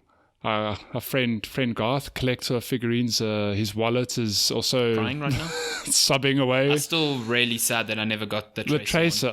The Tracer. It is so nice. Yeah. But now they've got Tracer. There's a few now. Yeah. There's Tracer, Widow, Mercy, Genji, and Hanzo 5. and Diva, which is a really expensive one. Yeah, Diva's the massive one. And Reaper. Oh, and the Reaper. So they've done 7 already. Oh, shit. That's actually quite a few. Yeah. They've picked it up now. Only 20 more to go. Jesus. But wait, so they're going to do all of them and just wait. Then they're going to start doing them all over again. Wait till different the poses. Oh my gosh. Which fun fact. Do you know that he's not called Hammond in the game? Yeah, he's not. He's called Wrecking Ball. Yeah. Why? Yeah. Why, Blizzard? Why you do this? Jeff Kaplan, why do you do this? I'd be happy with the Winston. Winston. Yeah. Winston would be a dope figure. Oh, that could be back on figures. Like maybe with his bubble shield. Oh man, yeah. Winston, they're all gonna look great. They're all of the ones that are out already look really, really cool. Beautiful. So yeah, the Symmetra one would be cool as well.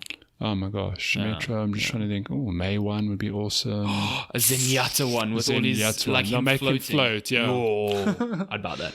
10 out of 10. Last of Us Part 2 Ellie is going to have an NPC companion, just like the first game, but they're not saying. So it's a God of War ripoff. Is that what? I mean, God of War was a Last of Us. Exactly. If we're really talking, that's how these hyperboles work. Yes. Where it's like one game has one thing. So if some other game uses, it's clearly ripping it off. Clearly every shooter on the world is ripping off. Yeah, Doom or Wolfenstein or whatever the 3D, whatever the first one was. Yeah. So we've come full circle. So Last of Us is ripping off its own idea here. I would be shocked if this NPC companion is Joel. I don't think Joel's going to be in the game. You don't think it will be him? I think he's dead. Oh my gosh. Yeah, I think he's dead, and that's going to be part of the reason why Ellie is super violent. I think the companion's going to be her mother. You reckon? I've heard a lot of people saying that was like the first thing that came into my mind. I was like, it's going to be her mother. Okay, but wait, if we go back to that first violent cinematic, you mean the second one? Was that the second? Oh, sorry, the second one. You're right. But Joel was in the first one. Yeah, but everyone said he looked like a ghost. Oh my gosh. Spooky. But I bet you no one said it like that. Conspiracy theorists everywhere. But the second trailer had that one. We don't know who that other lady was. She was like. No, it was confirmed as Ellie's mother. Oh, is it confirmed? Yeah. Okay. I take my tinfoil hat off now. I think it was confirmed as Ellie's mother. So, okay, well then if you know, put them together, I mean, why not? Maybe. I think, I don't think Ellie's girlfriend that was in this trailer is going to be her companion. I certainly see it as a mother. Yeah. Or is something that changes. Like maybe it starts as Joel, and if he does die, you see him die, and then Ellie's alone for a bit. Gosh. You know, like in the first one, she was alone during the winter scene. Yeah. So, they can be. That game's full of surprises. I mean, if we can talk about it for 2 seconds, where you meet that other dude and his son. I can't remember the names, but the... Oh, yeah, I know what you're talking about. I don't remember. And that moment in the game was so unexpected, where... Who did it? Who killed themselves first? Was the son? I think it was the son, yeah. Yeah, so I was just like, holy shit. That game's good. Last of Us 2 is going to have major surprises. Did you play Left Behind? No, I need to play it. I actually want to pick up, before Last of Us 2 comes out, I want to play the first one again, the remaster, because I only played on PC. I've got it on... Well, that's interesting. Yeah, it's I should actually play it again as well, but Left Behind is I've heard it's really good. My God. But based on the first game, I mean, exactly what you said, I wouldn't be surprised if they start off and they mislead you, like, okay, it's Joel and Ellie, and then like Joel dies, whatever, and Rest then in peace. Yeah, rip Joel, man. In terrible news, Funko Pops has picked up the license for Pokemon. Oh no. What? Okay. Listen, if you like Funko Pops, I'm not attacking you here. You like what you like. I think they're fucking garbage. No, the Overwatch ones are quite cool. Have you seen the Overwatch ones? The fucking dead eyes creep me out so much. Okay, maybe those ones, but have you seen like the Diva one and the Reinhardt Funko Pop? Yeah, I mean, there are exceptions that look nice. There's some of them that are bad, like bad. Okay, but you tell me that they've got the license. I'm like, how did they not have the license? At this they Pikachu. Own everything. Look how dead its eyes Pikachu's are. Pikachu's lifeless, yeah. And now my soul's gone. He's coming to steal your soul. Pikachu has consumed my soul. Also, it's the thin Pikachu. Fuck off.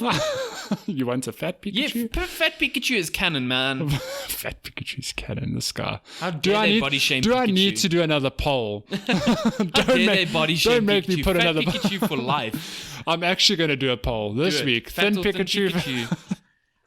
Sticking with Pokemon, let's go Pikachu and Eevee. You'll also be able to customize Pikachu and Eevee. Oh, yeah? And it's led to some really, really good memes on the internet with Pikachu and Eevee sporting bangs, which is fucking awesome. I think it's great. Developers, why do you do that? Don't give people these tools because they will ruin everything. It's so good. I mean, fat Pikachu with bangs, done. Yeah. 10 out of 10. Far Cry 5's Lost on Mars DLC is coming out next week. Wow. Yeah, so they've gone from old Vietnam to Mars. I can't wait. I couldn't give a shit about Far Cry 5 anymore. Like, that game did I'm not so capture enthusiastic right now. What else? There's actually quite a bit of news this week. If you like wrestling, WWE 20K19 is not going to be on Switch. And Darren just balled up and started crying now. Shocker news, those games haven't been good for a very long time. And that's why Darren's still crying right now? Dead Island 2 is apparently still in development. What? Publisher Deep Silver confirms. The game was originally being developed by Sumo Digital and then took a long hiatus. forever, basically. Is that news? I think we're reaching the end of news. Oh yeah, there's a new Hearthstone expansion coming out. Oh, Boomsday. Boomsday Project. I never said Boomsday Project.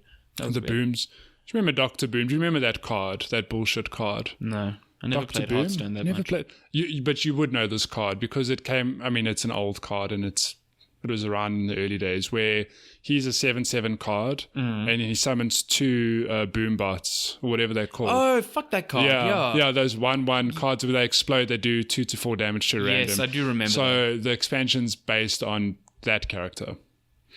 Will we see that card a variation of that card come back? Probably not. The last bit of news was Naughty Dog, or former Naughty Dog animator and former director on the game, Amy Hennig, speaking about some facts about the games, and one of them was like, oh my gosh, I actually did see that. Nathan Drake doesn't take damage; he doesn't get shot. The life or the life meter is just an indication of his luck, and eventually his luck runs out and he gets shot and dies. I, funnily enough, always thought this is how first-person shooters contextualize their stuff. No way. I always thought like you were never taking damage. It was always the probability that a shot was going to hit you, and that was what was. So when this came out, I was like, oh yeah, cool. That's how I always thought about it. It does sound like a stupid, handy, wavy retcon way because you can clearly see bullets hitting him. Yeah, I was just going to say. But like, I mean, that makes sense. Cool. That's a neat little thing. But sorry, I've never thought of it like that. I've always thought of it like that. I mean, I've played Call of Duty. When you get shot, your guy's like, ow. But it's like, to me, it never made sense with regenerative health. Like, oh yeah, you're going to pull the bullet out? Like, in Far Cry 2, you did. Far Cry, you always apparently get shot in the same point in your forearm and always use the same pliers to pull out the bullet. Exactly. Regenerative health is a bullshit mechanic, and I do like it, actually. When you put it like that, I'm like, that makes way more sense because... Yeah. But then game developers moving forward... Put it this way, it doesn't need to be contextualized. No. It's a video game. It's got video game shit in there. Like, who cares? Yeah, my biggest question is how Nathan can climb infinitely. I'm like, surely your arms would fall off after all that climbing. He's buff, man. He's real buff. Dude, that is way too buff. You can't climb that much and still run around and fire weapons and beat people up and Okay, that was a very long news section. Yeah, but there's a lot of... turns out there was a lot of news. When I arrived... controversial Pokemon opinions. Yeah, whoa. Tetris opinions. Let's get into questions because we're already at 1 hour 30 almost. God damn. And we actually have quite a few questions again this week. So I'm going to start with my WhatsApp because I got a direct question from John Michael, my colleague. Direct line questions. If you have my number, you're very welcome to WhatsApp me. And same goes for Alessandro. That is 082 bullshit. Oh, whoa. Add me on Facebook. So now, yesterday at work, we're busy talking about how all we're going to do this weekend is play Fortnite. It's like, guys, tomorrow morning is the only time I can't play Fortnite. Okay. And this was a big scandal. Later in the day, like literally 5 minutes, 10 minutes later, John Michael's like, can I send you a question for the show? Is he really John Michael? No, John Michael. Oh, okay. John Michael. He says, can I send you a question? I was like, sure thing. He sends me a question. And it reads, this is word for word, Fig. What the fuck could you possibly doing on Saturday morning that is more important than playing Fortnite with us? Recording this podcast about Fortnite. To answer, it's Fork Life Exception. Fork Lifeception. So what I'm doing right now is recording this podcast. But don't worry, when I get home, we'll play lots of Fork Life. So that's the I'm going to eat Mexican now, so I'm not going to play. You're going to Mexico now? Yeah, I'm going to Mexico. Hectic. Corey Stradom says, what is anime? ... Oh my god. Anime is great. That's what it is. The end. Anime. I am a new age anime evangelist. I've only started watching pretty recently. Evangelist? Do you have a congregation? Anime is awesome. Let me try to answer this without bullshitting the whole way through. Okay, so anime is cool. Yes. Unless I think these are all personal opinions. Don't attack me on Twitter. Don't at me with your anime avatar. I like the shorter, more self-contained anime. So I started off watching Death Note because everyone was bitching about the Death Note Netflix film, and I didn't understand why. So I thought, cool, instead of weighing in without any background, I watched Death Note. It's only 47 episodes. It's fucking incredible. Second half, not so much, but the first half is incredible. Also, that Netflix movie is trash and it's garbage and you should not watch it. It's really terrible. So yeah, like smaller stuff, self-contained, not like One Piece, which has hundreds and hundreds of episodes. The only exception I've made to that rule is Dragon Ball Z. I know it's like trashy and not that great anime. I fucking love it. I think Dragon Ball it's great. Z is on like, how many episodes are there? Like, must be thousands. I think Dragon Ball Z is 180 something, and now Dragon Ball Super was like 140. No, it's thousands. Don't. I haven't started to. Oh no, wait! But I watched Kai. Yeah. And Dragon Ball Z Kai takes out a lot of the filler. Okay. So that's 180 something episode. Yeah, and it's great. I rewatched it all like 2 years ago. It's phenomenal. Damn. It's awesome. But other smaller ones are like Full Metal Alchemist, which is incredible. That's 5 seasons of like 10 episodes each. That is such a great story. It's on Netflix. Have you seen Full Metal Alchemist Brotherhood, by the way? The other one's bad. I'm going to butcher the name now. This is an old anime. Is it Furikuri? Have you heard of that? Oh, FLC. Yeah. FLC. Oh, yeah. The new season came out. I haven't watched the new watched season, but the first season, it's short. It's like, again, I could be butchering this, but it's like 6 episodes, 7 episodes. Furikuri. That's how they say it. really, FLCL, really good. Yeah. I watched it once or twice years ago and loved it. And I know apparently there's a second season now. And apparently the second season's pretty good as well. God damn. There's also Cowboy Bebop, which I haven't watched, but everyone loves. What's the one? I work with a mutual friend of ours, Gareth Gaza. Yeah. I think the one he watched is Full Metal Panic. Yeah. Yeah, he says really good, but he loves mech stuff, and it's got a lot of mechs. So yeah, anime is cool. Like anime, there's a lot of garbage anime out there. Like anything else, there's a lot of garbage TV out there. Yeah. But there's a lot of great fucking anime with stories that are mature and heart-wrenching and just good. Like, yeah, I was just going to say, I mean, like, okay, I haven't watched anime for years, but I did watch a bunch. So I watched some Naruto, some Bleach, Furikuri, and like some of the smaller ones. Bleach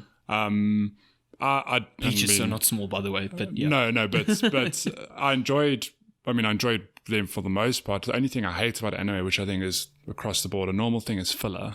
Yeah, the filler is a problem. Which if I ever want to watch an anime, I think moving forward, I'm going to be like, cool, I'm going to go Google, like, what are the must-watch episodes and just completely skip everything But that's why I like these smaller self-contained ones, because there is no filler. There's no filler. It's like, straight up. Full Metal Alchemist Brotherhood is 5 seasons and it's like fast-paced, start to finish. Same with Death Note. Yeah. Like, there's no episodes which aren't consequential to the overall story. So if you want to see the weirder parts of anime, although I don't think it's that weird, I think it's really fun. There's a series on Netflix which just got renewed for season 2 called Agaretsuko. Yeah. Which is, it follows a red panda that works in a corporate job and she hates it. And the way she vents like her frustrations at working this corporate desk job is by singing death metal karaoke. It's the fucking weirdest thing, but it's so good at the same time. Oh my god! And you should watch the first season on Netflix. It's great. Done deal. Agaretsuko. Yeah, it's actually owned by the same company who owns Hello Kitty.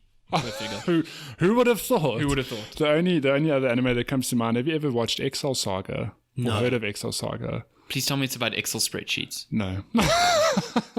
That'd be amazing. Excel Saga. Whoa, they're gonna have a spreadsheet battle. Calm down. No. So this is also like a really old anime I watched years ago. It is, I can't even remember like premise, but it's just completely absurd, over the top funny shit. I mean, maybe today when I watch it, I'll be like, it's not that funny. But back then I was like in tears at the random shit that happened. Just completely absurd. Excel Saga. Okay, I'm down. I can still hear the theme song in my head now. It's so good. Darren always tells me about JoJo's Bizarre Adventure. Yeah, no, he loves. That's the one at the. I know what the character looks like. I know what the character looks like as well. And wait, Excel Saga is the one where Darren always says, I should cosplay the dude who pulls AKs out of his head. What? Out of his fro. Sorry, not out of his head. AK-47s out of his fro. That's from Excel Saga. Okay. If I'm not mistaken. Darren's probably like... That's a hard thing to pull off, but I think you can do it. Fine. I'm cosplaying that guy. Oh, well, I hope that... Well, that's anime. What is anime? Yeah, cool. But it's like, what is anime? Then you said, this is anime. These are the animes we really like. Okay, so from Big John _V on Twitter says, can we get a direct download for the podcast? I like to burn my podcast to CD to listen in the car. I don't actually know. Like all the services we host on, you can download, but then it's only hosted on the service. Yeah. So like an MP3 download, I'd have to investigate. Yeah, I don't know if Anchor allows for that. I can check. But if it means hosting on a separate service, because basically Anchor sorts out our hosting on every other platform. They are a phenomenal hosting service. You should check them out. They are great. I think the only way to do it would be to host on SoundCloud, and SoundCloud charges money. Yeah. But can you download them from SoundCloud? I think so. I don't know. Okay, put it this way. I'll investigate. Cool. And I'll update next week. Okay. Cool. This comes from your colleague, whose name on Brandon Twitter Wolf. his name has evolved on Twitter to Toru Yanu deserves 6 stars. Yeah. So Who's this? So there's some big Japanese wrestling thing happening for the next few weeks, and he said he was going to change his Twitter name to reflect that. And he was like, "Oh, this is going to be awkward when you read it out of the podcast." And hell yeah, it is. Nailed. Just so you know, Brendan, I wasn't given any context. That is completely. What is it again? Toru Yano deserves 6 stars. I don't know. All I know about Japanese wrestling is the Golden Lovers. They're this tag team, and they're really good. Yeah. And they're really cool. Nice. He says, which South African video game retailer is it most ethical to shoplift from? Wait, does he specify video game retailer or? Video game retailer. That is a very, very good That's a question. loaded question. Okay, without endorsing theft, because Please I'm do not 100% steal anything. not endorsing theft. Who would you? Okay, who would my you shoplift my from? answer is biased. I'd say BT Games, just because I hate that retailer. Like I hate that retailer for very personal reasons. Like I used to work there as a teenager, and like it was not fun. Working practice there were fucking garbage. It was terrible. God damn. I do like that I worked there because I got a very broad knowledge of games I had no idea about. But So they gave you this knowledge, and now you're like, go steal from them. I straight up, like, personally do not like the owners, and like this is burning every single bridge possible. I know. Like if we ever wanted them to sponsor us, Goodbye, BT Games sponsorship. Goodbye. But yeah, they've got cool shit now as well. You could, if you really wanted to, you could shoplift some cool merch, because they have now like Jinx merch. So like they have Overwatch merch and Witcher merch, and you could shoplift cool shit. I was wondering, because for years they've just been like games. Yeah. And I've always wondered why they dope merch like, now. Look and Listen, like rest in peace, Look and Listen. They peace, were a music and video store, and just before they sort of went out of business, they evolved to try to sell like everything. They had DVDs and this and like merch, and I was like, but why do BT Games not do that? Because they actually sell games, so it makes sense. Yeah. And this is proper merch now. It's like the Jinx line of clothing. Like it's fucking cool. I would thief a few t-shirts from BT Games. What would your choice be? I don't know. I'm trying to think of stores that break street dates, and CNA comes to mind. Oh God, yeah. So it's like they should learn their lesson. Yeah. So take. We're not endorsing this, but shoplift from CNA. Yeah, do not shoplift. We do not endorse this. Please shoplift. Hypothetically, though, if you were to do it. Also, if you rat us out to the authorities, you're a cop. And as Brandon clearly knows, cops are bad. Yeah. And he's going to change his Twitter handle to reflect that for his question next week. Now he's just going to tweet BT Games and be like, these motherfuckers are endorsing shoplifting. I did appreciate all his I've appreciated all his Waluigi tweets. Like, don't listen to Checkpoint Chat. These Waluigi haters, what are they talking about? Well, here's our chance to use our platform to say he hasn't played Mario Tennis Aces and does not know how bullshit Waluigi is. Does he play Super Smash? Yeah. And guess what? Waluigi's not in there. Fuck you, Waluigi. Yeah, stuff you and your Waluigi. Okay, last question from Zoe at Moonstorm. It says, as per the question that was trending on Twitter, what are things that are obvious to people in gaming but most misunderstood by players or outsiders? Oh my gosh, this question. So much. There's so many, but I'm going to start out by saying that one thing, when I was a gaming journalist and I told people like, that is a cooler job. And yes, I love being a gaming journalist, but it does not mean that we sit and play games all day and do nothing else. Man, I wish. really, it is a lot of hard work. And I think people don't get it. Like, outsiders don't realize how much work goes into it. Honestly, to this day, some of the hardest times I've worked have been at the gaming conferences we've gone to. Holy like, crap. really, Yeah. that is hard work, both mentally and physically. You don't realize how difficult it is. And even the trips I didn't do. I mean, I covered E3 the one year. The first time I covered E3 from here, I was by myself. And if I Rest took, in peace, man. yeah, geez, like I don't know how I managed that. Oh, shit. Did you just punch your mic? Yeah, wasn't me this week. Just sucked my mic. Like, shut up, Mark. Maddie's talking. My bad. The first E3 I covered, in that I covered that gauntlet of conferences. I wrote something stupid like 28 articles that night alone. Sus. When you think it's short pieces, but 28 articles, I'm It's like, 28. how? It's like 100 to 200 words an article, gosh. and then you're doing all the SEO stuff. You're tagging And, them. yeah, so it's you're adding like- images. Exactly. You're So editing them. And then, I mean, you would know, going to the conferences, people are like, yeah, you're at the conference, and yes, the energy is awesome and it's fun. But, you know, E3 is the hardest, I think. oh, yeah, because there's it's the just time like, zone as well. yeah, it's just like you are there at the conference, you're soaking in all this information, taking notes, you're attending, meetings back to back, and then you get back to your apartment at like 6 if you're lucky. And then you go to bed, hey. Yeah, you totally go to bed. I mean, 6 if you're lucky. Normally we get invited out to parties and events stuff, and yeah. stuff, and that you have to go because it's networking, it's showing face. So if you're lucky, 6. If you're unlucky, you get home at like 10. Yeah. And then it's like, Hey, now it's time to write. Yeah, now it's, morning time back home. It's like, cool, got to whack out like 3 previews of like 800 words each. Yeah. While you're like running on fumes. And it just gets progressively worse as the week goes on because like the first day you're like, cool, I'm fresh. You're fresh, yeah. And then Oh my by the end of gosh. it, you're like, I'm running on 8 hours sleep over 3 days. I'm Yeah. dying. I mean- I feel physically ill.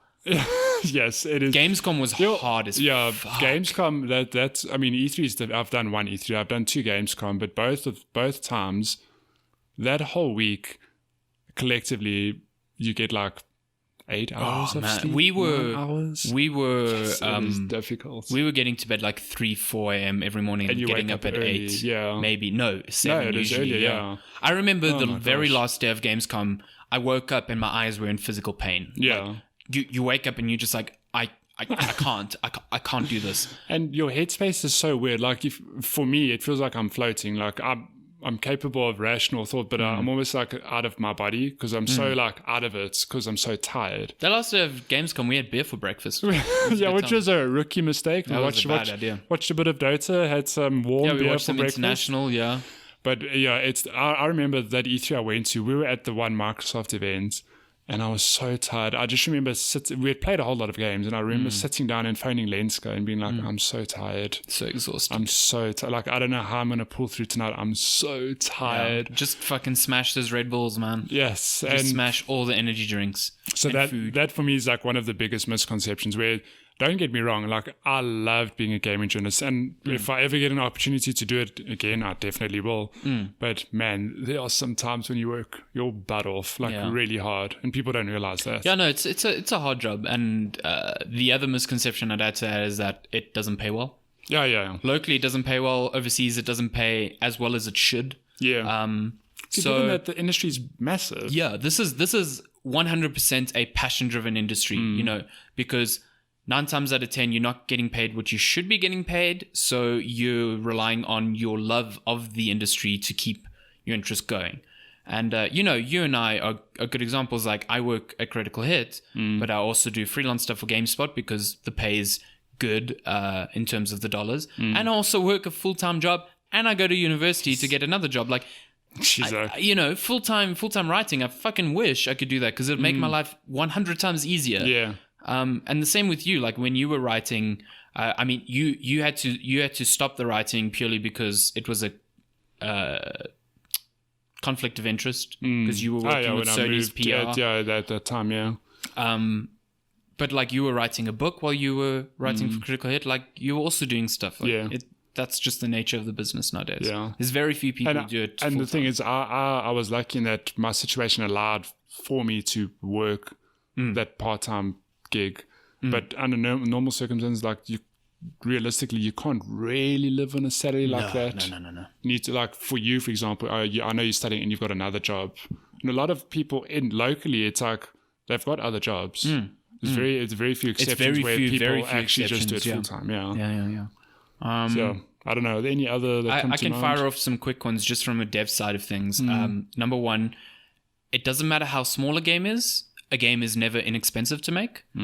It might be less expensive than a AAA title, but a small game is still millions and millions of dollars and rands that go into publishing, marketing, development, because you think of a game that needs to take 2 years to dev, even if it's a 2-person studio, they need a salary or something to live on. You know what I mean? And you hear these horror stories, and if there's sort of this like romanticization. Is that a word? Yeah, don't know. Well, it is now. Of like devs who strike it big, and they're like, oh, this was their last chance. They mortgaged their houses. They fucking took out massive loans. Like, don't fucking do that. Like, don't praise that sort of behavior. No.